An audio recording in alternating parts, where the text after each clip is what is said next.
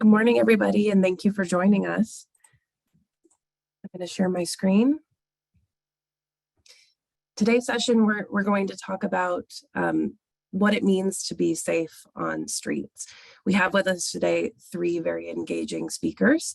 Rebecca Sanders, who's a road safety expert, Tara Goddard from Texas A&M University, a specialist in urban planning and transportation, and Nicole Rosalardo, who is also a specialist in urban planning and public health. We'll talk about heat. So I won't waste much time getting into the details of the session because I want to give as much time to our speakers to give their initial presentation. So we'll start with Rebecca Sanders. Hi, everybody. Thank you so much for being here with us today. I want to talk to you a little bit about pedestrian fatalities in the United States and what we know. I hear my dog barking in the background, so I apologize if you hear that as well. But yeah, I'm looking forward to today's discussion. Christy, next slide. So I wanted to just orient us a little bit about pedestrian fatalities and how they have trended over time. So this graph is actually split in half. It's from the Governor's Highway Safety Association Pedestrian Safety Spotlight Report. You can find that online. And if we look at the left side, we see that starting in 1989, from this figure going to 2008, we were making what we thought was really good progress with regard to pedestrian fatalities. So still far too many pedestrians were dying in the roadway, but you can see that we made progress from over 6,500 fatalities in 1989 to just over 4,400 in 2008. And on the right side of the slide, you see then from 2009 to 2020. I will say in 2009, we were patting ourselves on the back. We thought 4,100 fatalities. Wow, we've made a huge dent. And unfortunately, things turned around and we are pretty much back to where we were over 3 decades ago. And a lot of us have been really trying to understand what is going on here, what has been happening in the last few years. So some of us have been studying this in depth. This is from that same report, and you see that darkness has emerged as a real correlate with pedestrian fatalities. The bottom line shows that pedestrian fatalities in daylight over the last decade have stayed fairly stable. There's a slight increase there, but it's been pretty minor in comparison to the percentage of fatalities that are occurring in darkness. So we went from just over 3,000 in 2010, which was still about 3/4 to not only a higher number of pedestrian fatalities in 2019, but actually a higher percentage. And so really trying to understand what is happening specifically with regard to pedestrian fatalities in darkness. And there are a few things that we think might be going on: the proliferation of handheld smartphones, TNCs, and people driving in places where they may not be familiar, labor patterns shifting, where people may be actually working more at night, being more exposed to darkness just by being out more. But also a thing that I hope we get into today is, are there other factors we haven't really been seriously considering, such as heat and increasing heat, shifting behaviors such that people are self-selecting to be outside when it's darker, but by doing so to protect themselves in one way, to protect their health in one way, where they're actually putting themselves at greater risk from traffic safety in another. Next slide. And this is from some research that I did with some colleagues, Bob Schneider at UWM and Dr. Frank Prue, where we looked specifically at pedestrian fatalities in darkness and compared those to pedestrian fatalities in daylight. And there's a multivariate model if you want to look at the paper, but this figure is so compelling, I think, because it shows that there do seem to be geographical trends here.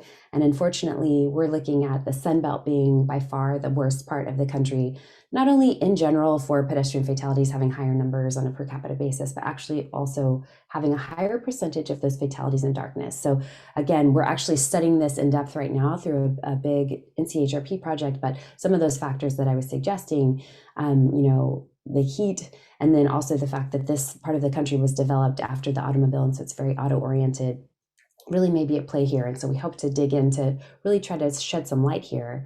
On the next slide, I can show you, one of the troubling things that we have found is through a separate study, about a related study on pedestrian fatality hotspots, we found that there's more or less a formula to those. So multiple lanes, at least 30 miles an hour, particularly so if it's 40 miles an hour or more, a bus route. So these are places where not only are there restaurants and stores and places of employment that people are accessing just to go, but they're actually also accessing this route for transportation specifically to catch the bus. High auto volumes in general, This slide shows what it looks like in darkness. And so you might not have the higher auto volumes, but you have all of the built environment still being the same. And then you add darkness on top of that. So it's even harder for people to see. And then unfortunately, due to historic forces of systemic classism and racism, we have these roads being disproportionately sited in low income Black and or Hispanic neighborhoods. And then those people disproportionately suffer and show up in our pedestrian fatality statistics. And so if you think about what I've just talked about with regard to heat in the South, but also what I talked about with regard to auto orientation in the South and sprawl, these types of roadways exist all over the country, but they do exist just in dramatic amounts in some of our states where we see those highest numbers of pedestrian fatalities. And so really trying to get at this and understand, how can we retrofit this? What can we do now to fix this? I think is a critical aspect of us addressing pedestrian safety in the future. And just one quick example, because I'm running short on time, the next slide is a road that I actually studied with some classes when I was a professor at ASU. This is West Indian and Tempe, and you see that, on this road, we've got at least about a half mile between what could be considered a reasonable crossing. So if you're not crossing somewhere, if your destination is mid-block, let's say, you have to walk out of the way to get back to a safe crossing and then go back there just to arrive somewhere where, you could have crossed the street had there been a safe crossing. For a good portion of that roadway, there are no trees, yet there are bus stops all along. And so we're sort of asking people to put themselves at risk in one way or another to get where they need to go when we build environments like this, and we don't explicitly protect pedestrians along the way. And the last thing I'll say is, next slide, we do have proven safety countermeasures that we can use to address this. I hope we can get into this more in the discussion. I've spoken too long, but thanks so much for your attention, and I really look forward to the rest of the presentations. Thank you, Rebecca. And now Tara Goddard. Hey, everybody. Thanks for having me. It's going to be a great talk. So I'm going to talk about bus stop shelters as critical transit infrastructure. It's a nice segue from Dr. Garcia's keynote as well, so it works well.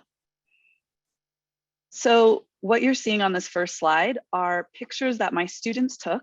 One of the assignments in my sustainable transportation class is I have them do an ethnography of their own travel. So they really get to think about travel both from their own perspective, but also people that they encounter. And even though I didn't specifically make it about bus stops or even riding the bus, it organically came about that way. And so these are a few of the pictures from our local bus, the Aggie Spirit, which mostly serves campus, but a lot of just poles in the ground, no place to sit, no paved infrastructure. And so I call this the good, the bad, and the ugly. This is the ugliest, but quite common. And on this next slide, these are a little bit better. So you at least see some benches, places to sit, a little bit of shelter from the sun, but still not great. And then that one in the middle, if you notice, has been stuck right in a parking lot. And it also kind of indicates that, a lot of times we have more parking than we need, the fact that this is able to sit there. And this is a little bit, I think, of a tactical urbanism. You can see the neat paint job and everything, but still not wheelchair or mobility device accessible, most of these, and not great bus stops. So this is from a project that a student of mine on his own came about. It was really exciting. Rodolfo Paris, who's now working as a planner down in Mexico, where he wanted to know, could we measure the weather or the microclimate at these different bus stops in town and look at the different designs and what it might be like, to how it affects people's comfort. And as you'll hear more about from Nicole, their actual physical safety from heat. And he did this, I just want to note, under my guidance, and also with Dr. Robert Brown, who's a world expert in microclimate, and Dr. Chris Nowotarski, a meteorology professor, so looking at weather. So on the top left there, those are just views of the sky from these different spots. It's a little hard to see, but the first site is on the left picture there. It's just a bench on some grass. So when there is a place to sit, it's often very exposed. The middle one was a bus stop that had a good tree with a lot of tree canopy, although again, it's just a pole with some dirt, so not ideal. And then the third site there is a pretty substantial bus shelter. And if the graph, you don't have to worry too much about the numbers on the graph, but what I want you to recognize is, so the green line there is just the bench, and this model he developed is a comfort model, and it takes into account more things than I have time to go to right now, but I'm happy to share details. But looking at basically between 50 and minus 50 on the y-axis there would be considered comfortable. And then beyond that is where we start to get into uncomfortable based on the sun exposure, heat, people's metabolism, etc. So no surprise, the exposed one got the hottest, particularly in the middle of the day. But what was really interesting too about his findings, the blue line is the shelter, so site 3, and it stayed a little bit cooler, more comfortable during the day, like the tree canopy, but then it got hot in the early evening. And that was because partly the sun was lower and it was getting heated, and also it was trapping the heat. So we kind of raised some really good questions about bus stop design. So generally, I just want to reiterate, to what Rebecca said, right? We have concurrent challenges in these Sunbelt states. We're hot and getting hotter. And we talk a lot about urban heat islands, but of course there's suburban and rural challenges as well, where kind of heat resilient infrastructure is either lacking or non-existent. And as Rebecca said, many of these same places have these huge roads, high vehicle speed, and just not a lot of good infrastructure. So we both need to be thinking about heat related infrastructure, but all the other things that we care about as well. And I think too, one of the great things that came out of that work with the student is we can measure some of these things and be really intentional about how we not only just throw up, in this case, a bus stop, but how do we orient it? How do we think about what is the wind conditions like?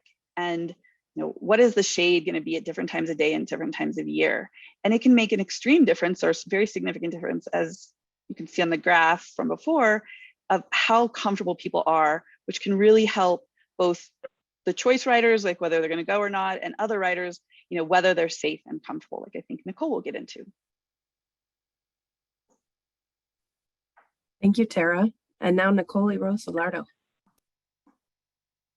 All right. So I am here to talk about heat, and I come from an active transportation and physical activity background, always about increasing that physical activity and decreasing chronic disease. So when I look at heat, for me, a lot of it's about what can we do to make this both safe and comfortable. So let's dive in and make the case for why we should care. Let's do the next slide. So I think when we think about transportation and climate change and climate adaptation, a lot of times we're thinking about greenhouse gases, and that is really important because transportation is the biggest greenhouse gas emitter by sector. This is US EPA 2019 numbers. And not only that, but the vast majority of that is coming from our light duty vehicles. So we have to get control of this, and one of the ways we have to do that is by drastically reducing trip lengths, and shifting those. So let's see the next slide. Heat exposure is absolutely a health hazard, particularly in the Sunbelt states. So for the entire US, the mortality figures are 1.64 per 1 million Americans in 2018 died from heat exposure. This is higher than floods. So we spend a lot of time in transportation thinking about water and about what we're going to do in these big rain events.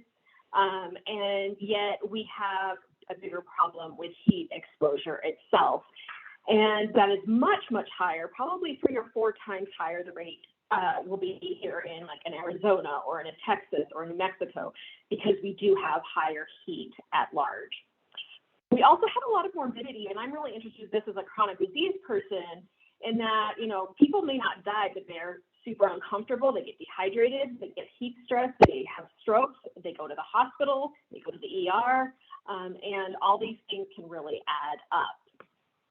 So when we think about outdoor travel, we have to kind of think about it as a heat exposure activity. Indeed, some of our peers up at ASU and elsewhere have used the American Chinese Survey to show that outdoor travel is the most frequent activity with physical exertion attached to it, and then results in heat exertion. And then when you time weight it, it comes down a little bit because those active travel trips are pretty short and people will go out and garden for a long time. But we also know that this is much higher for our older adults and for those who are racial minorities, low income, likely again, because they are out walking, biking, walking to transit because they don't have a choice. So let's see the next slide. This is a quote from our own mayor, when she was mayor-elect. If you lay extreme heat over a map of low-income areas, it is the same map. Heat is climate injustice.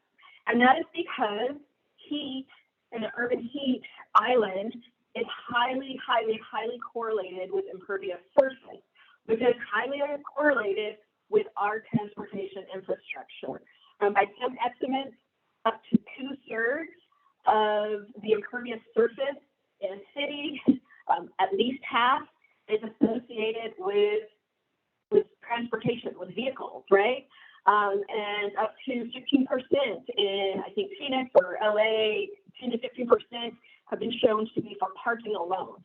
So when we have this situation, we have a responsibility to start designing around it and mitigating it aggressively in a changing climate situation that we have. All right, so hopefully I've made the case now that this should be something we're thinking about. And then I just also wanted to say a little bit about what we've been doing here. So here I am with Christy, who's on this, Dr. Kearns is on this project, and Lad Keith, and a lot of our friends from the city. And we went out, the city laid down a pilot of cold pavement. It's 1.5 miles from Aviation Highway up to Broadway. And it's on one of these north-south, fairly high volume roads. The particular product we use is a titanium dioxide embedded in an asphalt rejuvenator. It goes on yellow and then dries clear. And we're out there doing the evaluation. So why are we doing the evaluation? Well, we're using our National Institute of Transportation and Communities money, so NIST is an AUTC based out of Portland State, to sit there and think about how we would even measure this. So that's where we're at, where we're out there getting these interventions in, but we're not even sure how to evaluate it. So I think this next slide might have the goals of this project and how we're thinking about it. Yeah. So we are really considering the conceptual trade-off. So in what instances are cold pavements the answer? How much do they even bias? And early results are showing us they don't bias more than trees. Even trees that only shade for about half the day, you're still better off with greening. But there are instances where trees are not going to be possible. And so, we need to suss that out and know those relative trade-offs. And then for me, it's really about multimodal, right? So does this have any impact on our walk, bike, walk to transit modes? I'm not sure it does during the day. We're still trying to figure that out. We're out in the field this month doing the post-evaluation. But being comfortable is just as important as being safe, because habits are built over the entire year. And if we get out of the habit of walking, biking, walking to transit because we don't feel safe because it's too hot, then we may not come back when it cools off again. So we need to start designing around this would be my pitch. I think that's all I have for right now, and we can jump into questions. Yeah, thank you, Nicole. It's almost mean to ask you all to speak for only 5 minutes as an introduction, because I could listen to your work for a lot longer. One thing that struck me is conventionally when we talk about road safety, we hear mostly just about crashes, but all three of you really touched on the point that when we talk about safety, it's really much more of a holistic issue, both in the sort of the outcome of safety and the things we might do to mitigate or intervene. So I'm interested from hearing from all of you, what does it mean to be safe on the street? What does it mean to be comfortable when we're traveling? And let's start with Rebecca. Oh, thanks, Christy. It's a really good question, and I appreciate that we're explicitly expanding it, because as someone who is a traffic safety person, I do tend to think of it really in terms of crashes, but also the risk of crashes. So it's not, Nicole mentioned comfort, and I really appreciate that. Nicole's going to bring in the health part, and Tara's going to bring in overall planning But comfort is always, and always has been to me, important, because ultimately, if we want people um, to be able to walk and bike and not be scared of being killed, which I think should be like a baseline goal, um, they need to feel comfortable on the street. And unfortunately, we have so many environments where we haven't even met that threshold, which I would say should not be too hard for us to meet. So we see this really well with bicyclists, for example, where we have just routinely throughout the country sort of been like, spearheaded by a certain group of cyclists who didn't want bike lanes, vehicular cyclists in the 1970s. We basically just said, yeah, you should, if you're good enough and you're confident enough, you can ride in the street and it's not hard. Just learn. It's not a big deal. Take the lane, act like a driver. And that really just wiped out the experience of, the majority of people, honestly. And we haven't done that quite as much with pedestrians. We have tended to provide sidewalks in a lot of places, although certainly not comprehensively. And we, at the same time, as we've provided sidewalks, we haven't done things like provide curb cuts for accessibility, routinely. So there are lots of parts, even within traffic safety, where I would say there are many aspects of that. In addition, just outside of what I know others will talk about, I'll say that another aspect of this is personal security. So as a more, in general, I would say women tend to feel less safe at night in the darkness. I think that's reflected in travel behavior. I think that's pretty well understood. But what do we do to design around that for an environment? So there are certainly other aspects of safety that I think we need to consider in this sort of overall holistically, do you feel safe? So I'll pass it to someone else to continue that. Yeah, it's a great question. I really appreciate that we're bringing that up. And I think, even though this is like the research teacher answer, the really important answer is it depends. And I think what's important about that is understanding not only does comfort and safety depend on the different communities, right? And Dr. Garcia talked about this and how important it is to go to communities and actually understand their particular challenges or concerns, but also it's context dependent even for individual people, right? Depending on why you're going or who's with you. Do you have kids with you? Are you going to pick things up?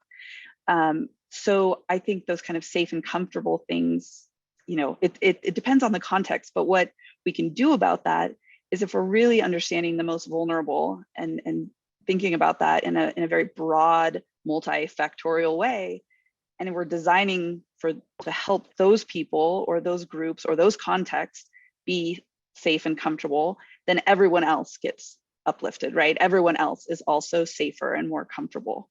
And so that's, I think I'm with Rebecca. I tend to live a lot in the crash statistics world, and think about safety so much of that. But I do, but like Nicole's saying, and Rebecca and I both have talked about this before, if people don't feel that, perception is reality in a lot of these things, right? So it doesn't matter if we can say, oh, well, it's, this is the actual objective measurable facts related to this corridor or this mode or whatever.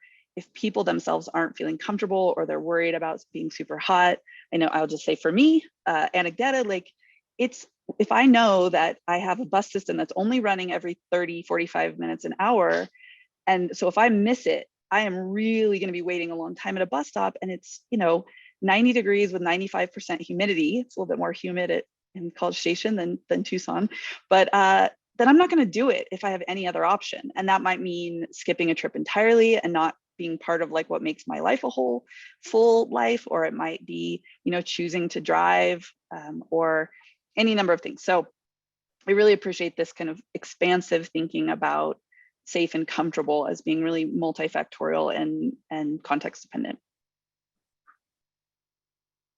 This is what I love working with these ladies who are brilliant on the safety side, is that I don't have to be so laser focused on the objective safety. There's great scholars out there that are doing it. But when you come at it from a mode shift and from the co-benefits of climate change, greenhouse gas reduction, physical activity, it really does put this fine point on it has to be perceived as safe and comfortable.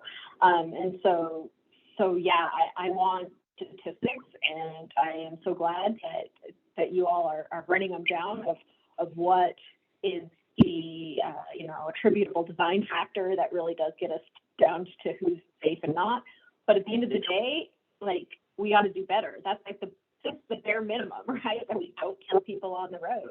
We have to design for comfort. We have to design for all users. Yeah, thank you. I'm going to depart from the questions that I've prepared and been thinking about, because I think there's the great one from the audience. So the question is really, what are your thoughts on shifting the focus from explicitly thinking about how we enforce behavior or creating rules or expecting behavior change versus creating designs that encourage the kinds of behaviors that maybe promote safer forms of travel? And one example they have in the chat, which is actually very much supported by research, is this idea of sometimes the really wide roads that we provide with lots of space can encourage higher travel speeds, which sometimes does mean that we see higher fatality rates. And Rebecca, I think you can talk much more about that, but I'm curious to hearing your thoughts about sort of this difference between, are we providing the designs that are, deriving behaviors that we're actually seeing? How can we improve the designs to shift those behaviors? So why don't we start with Nicole this time? Yeah, so I mean, I'm all about change the built environment and the behavior shift, right? Like that's why I'm an urban planner for sure. But I'll talk about something that Dr. Kearns and I have actually worked on recently with some of our colleagues up at Utah with e-scooters. This is a new emerging mode, and so it kind of puts the fine point on this, that they don't have necessarily a tradition of where they go. And then people complain that they're on, the sidewalks and they're unsafe. Well, why are they on the sidewalks? Because they don't feel safe in the road, because they haven't designed a space that is so obvious and comfortable that that's where they're going. So, it's the flip response, but if you don't want them on the sidewalk, where's their lane? Where's their facility? And I think that we have a lot of that. For a long time, we've posted a sign, made a law, and there is definitely room and need to improve those laws. But if we really want people to change their behavior, we have to think through what makes that happen. Yeah, I think the e-scooter example is so great, Nicole, and I appreciate you bringing that up, because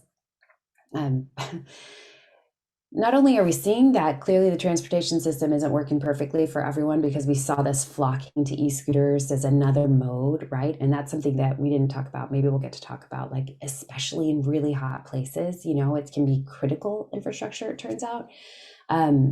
But this idea that we haven't built an environment that encourages pedestrians and bicyclists to walk to go the way they want, but we actually did intentionally build that environment for cars, and that is something that we need to grapple with as a profession. And I think we are, to be true. I think Secretary Buttigieg is actually really trying to look at this, take a hard look, listen to very smart, thoughtful, experienced people, and that doesn't mean that it's all perfect that's coming out of the administration either. But the idea that for the first time we have a national goal of 0 roadway fatalities is huge, because we've somehow never articulated that before. And if you think back to the slide that I kind of rushed through about the sort of formula for pedestrian fatality hotspots, I don't want that to have been the finding of our research. It would actually have been harder for us as researchers, but maybe a little bit more morally satisfying if we'd been like, man, it's so strange, it just happens in this place, it just happens in these places, in this place, it just happens in this roadway. Like, there's just we can't explain it. And unfortunately for our morals, but fortunately for our people and our future, we can explain it. If you have a bunch of signals to drivers to go fast, they're not bad people for going fast. You've literally told them that's how to drive, and they do. And then you come up against the limits of human capability, such as the eye, and the fact that I didn't have a slide to show you this, but if you look at speed and driver focus when people are going, the driver focus narrows significantly from 20 to 40 miles an hour. We just can't take it in. humans weren't actually ever designed to go at higher than 20 miles an hour. It's a fact of our biology. And so we're coming up against just the fact that we prioritize automobiles, and now we have to shift in order to preserve our ethics, and also to, as Nicole's saying, preserve our planet. We have to give people better, different options. And so we do need to build those environments. And the last thing I'll say just quickly about enforcement is that we also know that enforcement disproportionately targets certain communities and not others. And it's not super effective. And that doesn't mean that it's blanket not effective. Actually, there is some research that suggests that automated enforcement, if done really well and with the communities, because of course we've put these roadways around, again, disproportionately in Black and brown and low income neighborhoods. So just putting an automated enforcement and calling it a day is not the answer, but we can strategically use that. But it's a cop out, no pun intended, to say, okay, we're going to build a bad roadway and then we're going to police people for not behaving well, instead of just building the roadway the way that it should be built in the first place to get the behavior that we want for all people, which is, human speed, quality of life, safe for everybody. Yeah, and I just say thank you for the question, because the thinking about safety and comfort and planning culture and language and the way we think about how do we get change is kind of where I spend a lot of my time and my research now. And of course, it's both, right? We need to be doing both. Like Nicole and Rebecca have talked about, behavior change is very difficult. Focusing on the individual is not helpful. And we've built these systems that encourage the behaviors that have resulted in all these kind of unsafe things. So one thing that I think we really should be focusing a lot of our area is, first of all, how do we make culture change at places like decision makers and state DOTs who have a ton of effect on, particularly in like a lot of these Sunbelt states where you have state DOT owned facilities going right through towns. So local towns may want to do, the town may want to do changes that narrow streets or put in more trees or do any of these things that we know can improve safety and comfort both. But their hands are tied because the power is with the state DOT. So I think looking at these decision-making processes, the way funding is done, these kind of governance issues are a really, really key place that we are going to need to be working on to make change. The other thing I'll say that I think is really important, because behavior change is hard, but certainly we look at our environments, certainly all through Texas, and it's like just massive amounts of infrastructure that it's like, oh, it's going to be so hard to change and take so long. But there are a lot of quick, fairly low cost things that make a difference. I mean, Dr. Garcia talked about, that the intersection painting slowing people down. Now there's been a bunch of research that's come out that says, yes, really, those things, they don't make people unsafe. Like traditionally engineers, we'd say, oh no, we can't do something that's out of the MUTCD, but it does make drivers slow down and safer, but also just a lot of low cost barriers. And sometimes they might not be the prettiest. I mean, K-rail or whatever you call it in your part of the country, it's not pretty, but it's very effective at keeping drivers out from where people are walking and biking. And we know that, COVID is one of the great things where we've seen these street changes and behavior does change. People are walking and biking more, and they're doing it more safely and comfortably in a lot of places. So I've been a professional long enough to see where tactical urbanism was this fringe outside thing, and it's now where places are adopting, of course they don't call it that, they call it rapid prototyping or quick builds for better streets, like the document, but still taking advantage of these ways to do pilots, to get things on the ground quickly and cheaply that can really make a big difference. So I think those are two big areas. And certainly, like Rebecca said, getting away from just kind of blanket enforcement, certainly by people, getting away from that. And, if I never heard the word jaywalking or the term jaywalking again, it would be too soon. So really watching how we talk about and frame these issues as well, and think about systems rather than individuals. Yeah, thank you. And a clarification for the audience, you mentioned the MUTCD. That's the Manual of Uniform Traffic Control Devices, and it's a guidebook used by engineers all over the place, a very common reference. So I have one clarifying question, and then we have quite a few questions from the audience. Something a friend mentioned once or asked me once, she noticed that when I talked about safety, I used words like fatality and crashes a lot, which is not very common in the general lexicon for talking about safety. We often hear people refer to things, crashes, as accidents. So Rebecca, I'm hoping you could maybe clarify why we use words like fatalities and crashes instead of the word accident. Yes, and I'll just put a plug in for Tara's research on this very topic. If y'all don't know about Tara's work, really helping people to see that the way you frame this really affects the way that the public receives it, right? And so if you say something is an accident, it's like, oh man, that's so sad. Oh my, that's so tragic. I wish that could have gone differently. And that is just so sad. And then we move on. And the reality is that so much of what happens in terms of traffic safety may be an accident in that very little instance, and it actually isn't always. But when we look at the pattern, there are absolutely preventable causes. And so for many of us who've been doing this for a while, and many people before us started to say, years ago, hey, this takes the responsibility off of the profession, because there's this famous statistic: 94% of crashes are due to human error. And sort of like, yeah, like the engineers had nothing to do with it, the planners had nothing to do with it, when actually, if you continue to build an environment where people are continuing to act in the same way, at some point you have to take a step back and say, what is it about the system we've built? And Tara was talking about this a minute ago, the system we've built that continues to result in these outcomes. It is not accidental when year after year after year we're getting the same result, even if in a moment somebody did something that was accidental, right? So it's really getting away from like looking at the very specific thing and talking about it as a systemic pattern.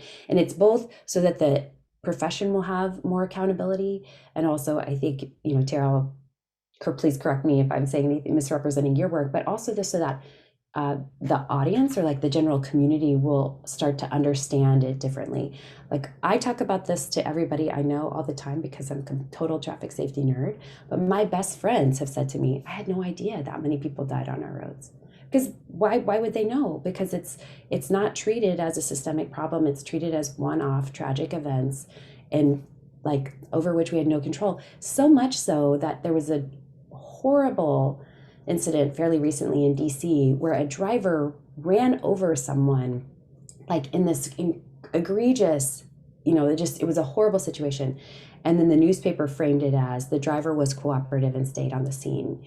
And it was just like this, it was, for those of us who've read Tara's work, was just sort of this cognitive dissonance of like, the driver wasn't the victim there.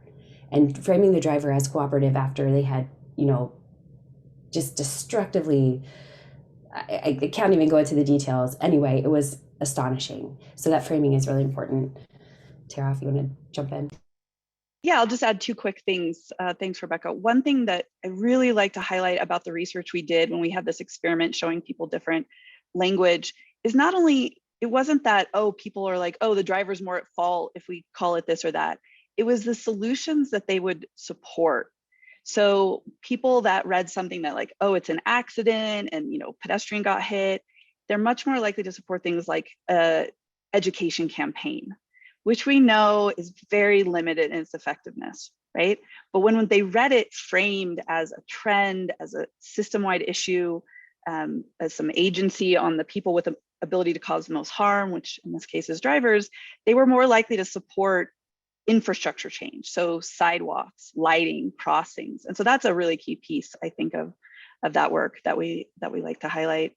So yeah, I guess I'll leave it at that, but thank you for saying that. And yeah, I mean, I guess there's, more and more work coming out about this idea that this framing doesn't matter. And then the other thing I was going to add, and this again gets back to something that I think the mayor and Dr. Garcia spoke about in the keynote, is the power of stories, right? We're storytellers. That's how we communicate.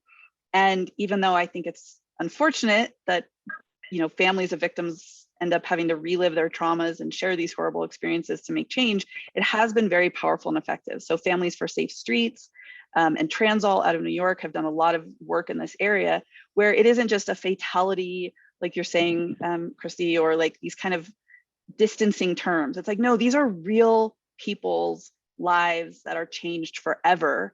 and even not just fatalities, but even minor to moderate injuries. And like, I know Nicole can speak a lot to this, like they can be life-changing for how it affects you going forward.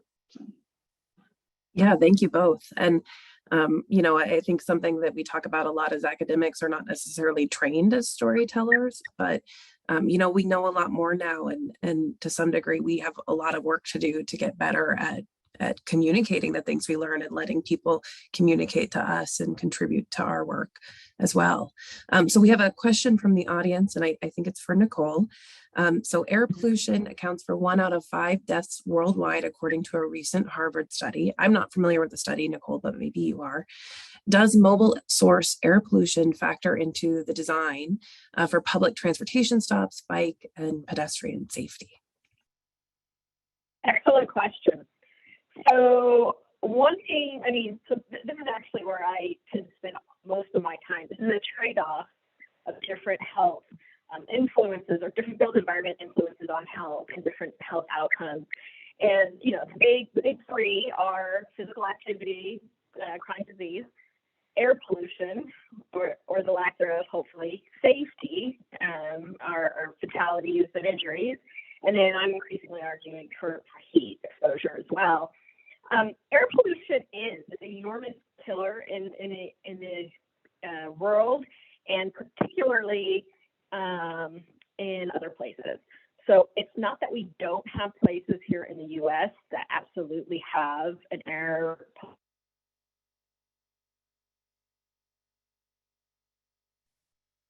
Oh, Nicole, I think we lost your sound. Oh, now you're you back. can't hear. Oh, can you hear me?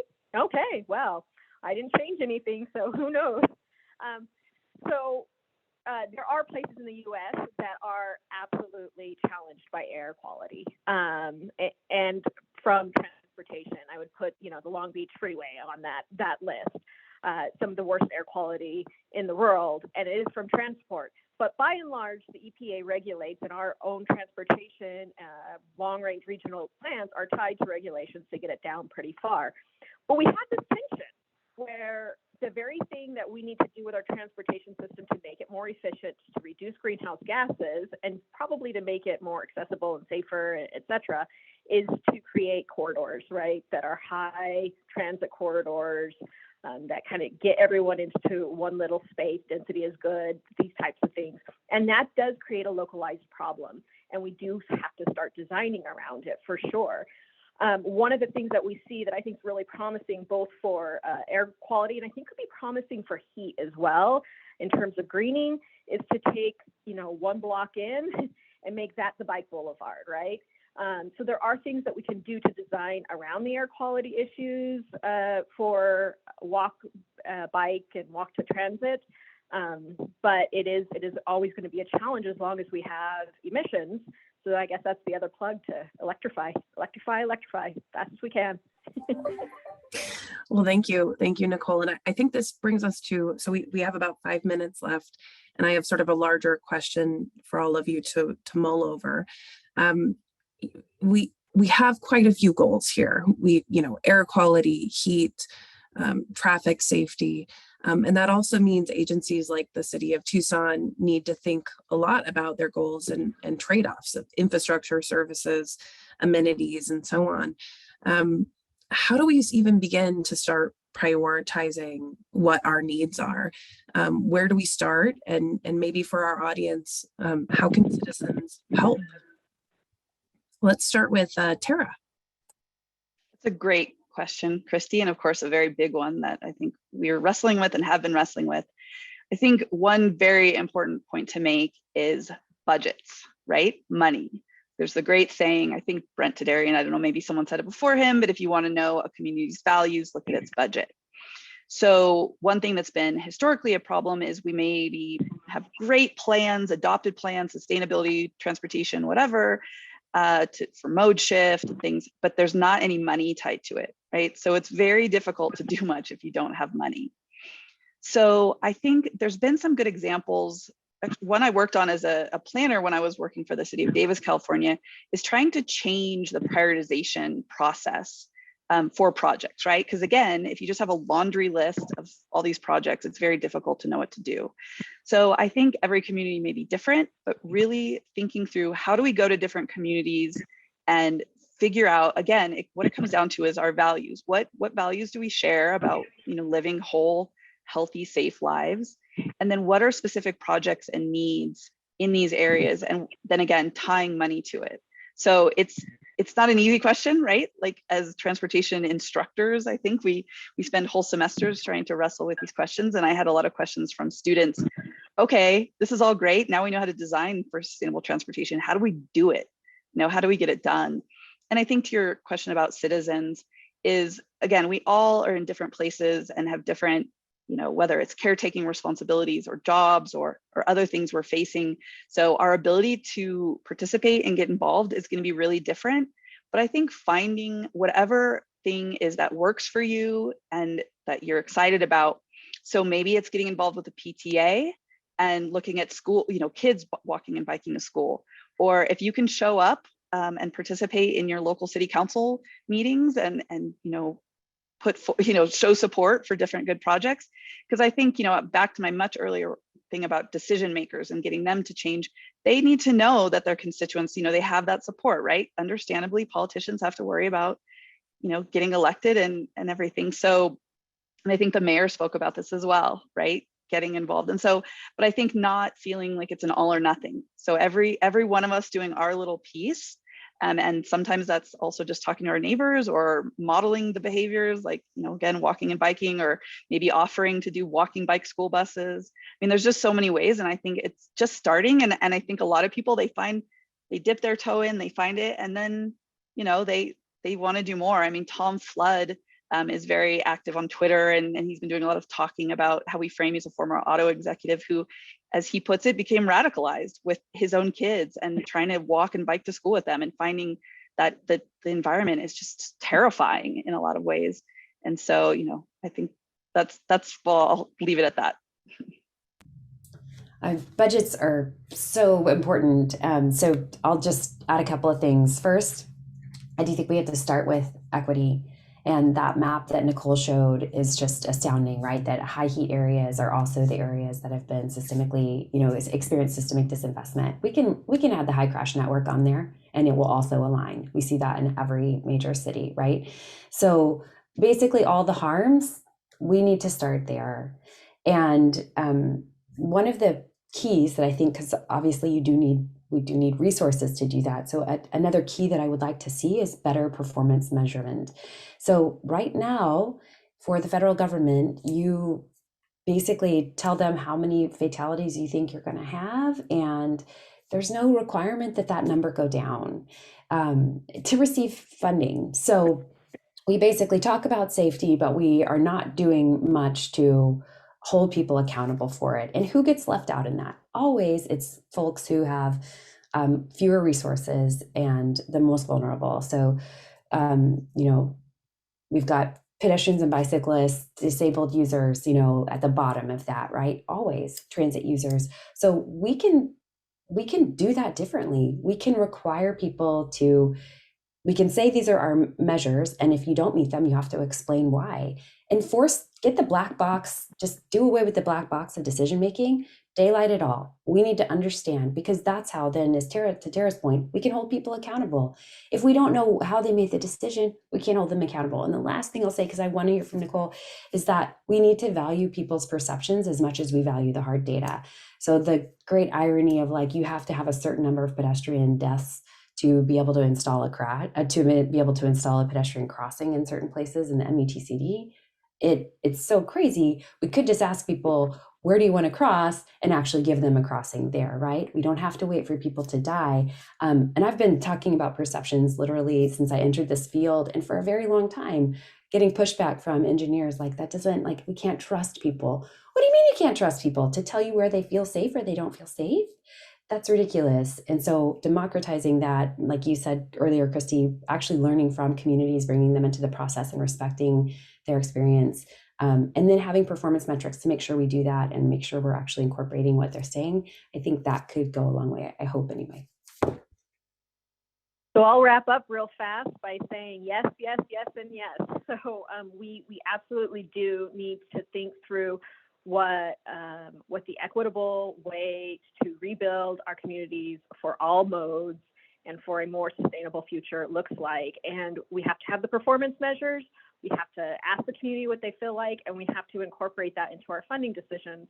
I'm actually really excited about the bipartisan infrastructure law that just passed, because we have two programs that speak directly to what we've talked about today. We have the Safe Streets program, and we have the Healthy Streets program, which is really green infrastructure, cool pavements.